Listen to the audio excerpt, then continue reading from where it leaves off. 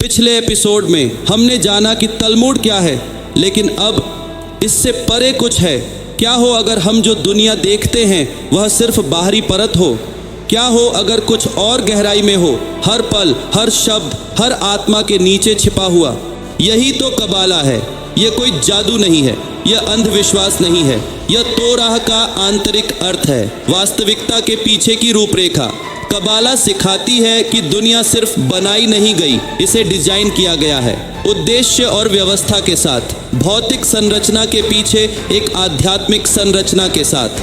यह हमें बताती है कि ईश्वर दूर नहीं है, वह हर जगह है, सिर्फ स्वर्ग में ही नहीं बल्कि समय में, अंतरिक्ष में और आप में भी। तो राह को एक शरीर की तरह समझिए। कहानियाँ और नियम ये उसकी बाहरी परत है, कबाला उसकी अंदर की आत्मा है। यह पूछती है, प्रकाश क्यों मौजूद है?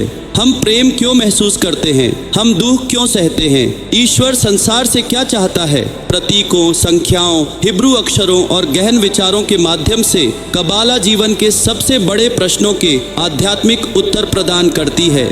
यह सेफिरोट की बात करती है, 10 माध्यम जिनके द्वारा ईश्वर संसार से संपर्क करता है। यह आइन सोफ की बात करती है, समस्त अस्तित्व का अनंत अपरिमेय स्रोत। यह इस संसार में और उससे परे आत्मा की यात्रा की बात करती है।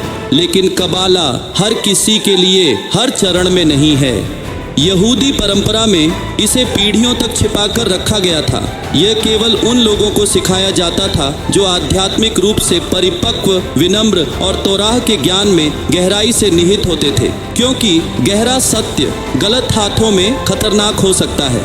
आज कबाला के कुछ अंश अधिक खुले हैं, विशेष रूप से वे शिक्षाएं जो ईश्वर के प्रति विस्मय, उद्देश्य और प्रेम जागृत करती हैं। इसलिए यह कोई ऐसी पुस्तक नहीं है जिसे कहानी की तरह या किसी सरल मार्गदर्शिका के रूप में पढ़ा जा सके।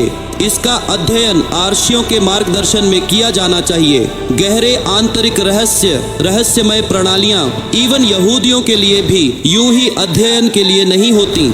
लेकिन कबाला के महान सत्य, ईश्वर की एकता, जीवन का अर्थ, सृष्टि के भीतर आध्यात्मिक सौंदर्य, इन विचारों को सभी लोगों के साथ साझा किया जा सकता है जब इन्हें सम्मान और सरलता से सिखाया जाए। क्योंकि कबाला किसी एक राष्ट्र की नहीं है, यह ईश्वर से आती है।